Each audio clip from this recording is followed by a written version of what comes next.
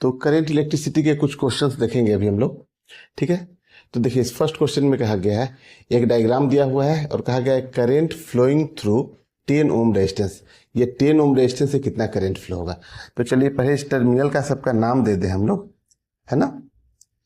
तो इस टर्मिनल का नाम दे दें, चलिए इस टर्मिनल का नाम अगर ए देते हैं तो ये भी टर्मिनल क्या होगा, ए ही होगा, और ये भी टर्मिनल क्या होगा, ए होगा। चलिए इस टर्मिनल का नाम अगर हम बी दे देते हैं, है ना, तो ये टर्मिनल भी बी होगा। इस टर्मिनल का नाम अगर हम लोग सी दे दें तो ये टर्मिनल भी सी होगा, है ना। तो देखिए यहाँ पे आपको दिख रहा है कि ए और सी टर्मिनल के बीच में एक बैटरी है जो कि 10 वोल्ट की है ना।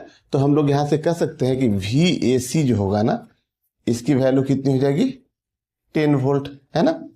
तो अगर यहाँ ए से सी के बीच की जो वैल्यू है वो 10 वोल्ट है, ठीक है, तो ए और सी यहाँ भी पोटेंशियल डिफरेंस कितना होगा, 10 वोल्ट का होगा, ठीक है, सेम ही टर्मिनल का नाम है, ठीक है।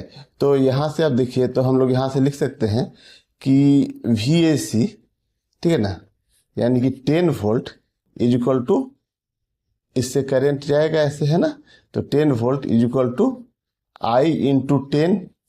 तो यहाँ से आई की वैल्यू कितनी निकल कर आ गई, 10/10, यानी कि आई इज इक्वल टू कितना हो गया, 1 एम्पियर, है ना।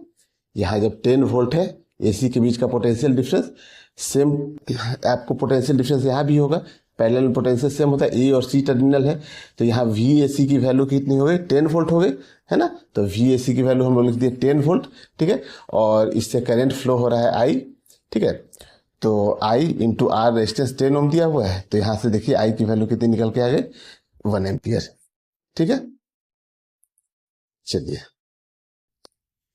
चलिए इस क्वेश्चन में देखिए क्या कहा गया है,